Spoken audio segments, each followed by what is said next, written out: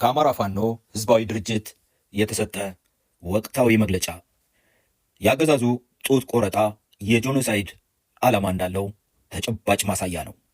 ጥቅምት 8 2018 ዓመተ ምህረት የአማራ ህዝብ በፋሺስት ኢጣሊያ ለኳሽነት ማንነት ተኮር ጥቃት ከተከፈተበት 100 ዓመታት ለመቆጠር ትንሽ ዓመታት ብቻ ናቸው የቀሩት። በዚህ አንድ ክፍለ ዘመን ባስቆጠረ የማጥላላት፣ የመፈረጅ፣ የማግለል፣ የማፈናቀልና የመግደል ጥቃት ለአእምሮም የሚሰቀጥጡ ኢሰብአዊ ድርጊቶች ተፈጽመዋል። በፋሽስት ኢጣሊያ የተፈጸሙት ሳይካተቱ ባለፉት 50 ዓመታት አማራ በማንነቱ የተለየ ከተፈጸሙበት የጅምላ ጥቃቶች መካከል ንጹሐን መጋዘን ውስጥ ተቆልፎባቸዋል። እሳት ተለቆባቸዋል። እርጉዞች በስለት ተቀደው ጽንሳቸው እንዲወጣ ተደርጓል። ጡት የሚጠቡ ሕፃናት ተገድለዋል። ሰዎች እንደ በግ ከአንገታቸው ታርደዋል። እንደ ታደነ አውሬ ተዘቅዝቀው ከተሰቀሉ አስክሬኖች ጎን ሰዎች ፎቶግራፍ ተነስተዋል። አማራ መሬታችን ላይ አይቀበርም ተብሎ ቀብር እንኳን ተከልክሏል። ይህ ሁሉ የምናስታውሰው ለበቀል ግባት እንዲሆን ሳይሆን ለዘረኝነት አደጋ ማስተማሪያ እንዲሆን ነው። ከታሪክ የማይማር የታሪክ ስህተትን እየደጋገመ ይኖራልና። ይህ ሁሉ የዘመናችን ግፍ የተፈጸመው ከ100 ዓመታት በፊት በታሪክ ደረሰብን ለሚባል በደል መሆኑ የትራጀዲው ደረጃ በእጅጉ ከፍ የሚያደርግ ነው።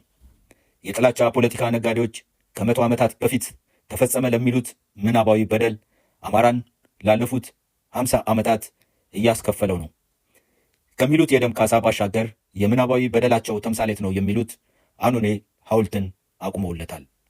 ይህ ሐውልት ተፈጸመ ለሚባለው ምናባዊ ጡት ቆረጣ ተጨባጭ ማስረጃ እንዳልተገኘለት የታሪክ ተመራማሪዎች ያረጋገጡት በመሆኑ መገንባት ያልነበረበት ቢሆንም ወይም በስህተት ቢገነባ እንኳን መፍረስ የነበረበት ቢሆንም ዓላማው መጀመሪያውንም ቢሆን ታሪክ ሳይሆን አማራን ኢላማ ያደረገና ጄኖሳይድ መቋጫ የሆነ ብቀላን ለአዲሱ ትውልድ ማስተማር በመሆኑ እስካሁን ድረስ ቆሞ ይገኛል። እንደታለመለትም በአማራ ክልል በአራቱም ጠቅላይ ግዛቶች ለሚፈጸሙ አረመኔያዊ ወንጀሎች ፖለቲካዊ ምንጭ ፖለቲካል ኢንስፓይሬሽን ሆኗል። በጎጃምና በወሎ ጠቅላይ ግዛቶች በነፋኒት በዓለም ዋሴና ፋኒት ትዕግስት ወዳጆ፣ በሸዋና በጎንደር እነፋኒት ቃል ኪዳን ለምናባዊው ጡት ቆረጣ ምላሽ እንዲሆን ተደርጎ የተፈጸመባቸው ጡት ቆረጣ በአማራ ላይ ብቻ ሳይሆን በመላው ኢትዮጵያውያንና የሰው ልጆች ሁሉ የተፈጸመ አረመኔያዊ ወንጀል ነው። ድርጊቱ አገዛዙ የጄኖሳይድ ዓላማ እንዳለውም ግልጽ ማሳያ ነው። ይህ አረመኔያዊ ድርጊት በተጨባጭ ስለፈጸመው በምስል ቀርቦም እያለ በአገዛዙ በኩል ምንም ትንፍሽ አለመባሉ ነገሩን ላለማባባስ ነው በሚል ብሎ የሚያስብ ካለ በእጅጉ ተሳስቷል። በጦር ሜዳ እየተሸነፈ የተቸገረው አገዛዙ በአንድ በኩል ህዝብን ከህዝብ ለማጋጨትና ለመከፋፈል፣ በሌላ በኩል ፍርሃትን እንደ ስነ ልቦና መሳሪያ ለመጠቀም እየሞከረ ስለመሆኑ የሚከተሉት እውነታዎች በማየት መረዳት ይቻላል። 1.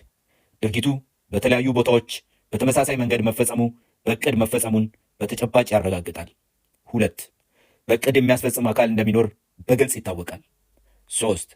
ድርጊቱ በፋኖ አባላት ላይ ብቻ የተፈጸመ በመሆኑ ፈጻሚው አካል መንግስታዊ ኃይል እንደመሆኑ ያሳያል። 4. በድርጊቱ በህብረተሰቡ ውስጥ ሊቀሰቀስ የተፈለገ የበቀል ስሜት እንዳለ ከአኖሌ ሐውልት ተምሳሌትነት መረዳት ይቻላል። 5. በድርጊቱ በፍርሃት ተሸማቆ ስሜቱ እንዲሰበር የፈለገ ማህበረሰብ እንዳለም በቀላሉ መረዳት አይከብድም። አገዛዞች በውድቀታቸው ዋዜማ የሚያደርጉትን መፈራገጥ፣ ብዙ ወንጀሎችን እንደሚፈጽሙ በታሪክ የተረጋገጠ ቢሆንም ይህ ድርጊት ግን እንደ አዲስ ዝቅታ ወይም ሎ ፖይንት መሆኑ ምንም ጥርጥር የለውም። የአማራ ህዝብም ሆነ ፋኖ አገዛዙ ባዘጋጀው ወጥመድ ውስጥ ገብተውና በበቀል ስሜት ተነሳስተው የሚፈጽሙት የታሪክ ወንጀል፣ ስህተትና ጠባሳ ፈጽሞ የለም የምንለው በልበ ሙሉነት ነው። የኢትዮጵያ ታሪክ የአማራ ህዝብ የሰከነ ስለመሆኑ ምስክር ነው። ከአማራ አብራክ የወጣው ፋኖም ገና 3 ዓመታትን እንኳን ያልሞላው ቢሆንም ከዕድሜው በላይ የሰከነ በመሆኑ በየዕለቱ እያስመሰከረ ይገኛል። ጡታቸው የተቆረጡትን ሰማዕታቶቻችን በሚመለከት እንደ አማራም እንደ ፋኖም ፍትህ እንጠይቃለን። ለፍትህ እንታገላለን፣ ፍትህንም እናስከብራለን። በዚህ ወንጀል ተሳታፊ የሆኑ ሁሉ በሕግ ይጠየቃሉ። ይህንን ሳናረጋግጥ ትግላችን አይቆምም።